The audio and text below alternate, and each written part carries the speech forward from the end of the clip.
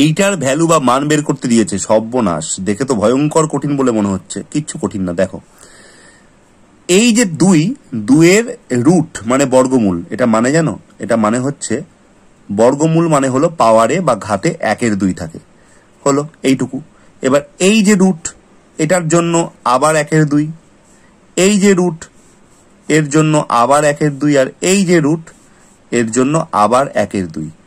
বাইরে কি আছে? বাইরে আছে পাওয়ারে টু দি পাওয়ার 48, তাই তো? শুধু জাস্ট রুটগুলো গুনে নেবে কটা, ততগুলো পাওয়ারে 1/2। এবার এই 1 1 1 1 গুণ করলে একই হয়, 2 2 2 2 গুণ করলে কত হয়? 16, টু দি পাওয়ার 16, পাওয়ারে আছে 48, তাই তো? আচ্ছা, এটা 1-এর 16, 16 নয় 1-এর 16, ওপরে 1 1 1 1 গুণ করলে 1, নিচে বাই দিয়ে 2 2 2 2 গুণ করলে 16, 1-এর 16।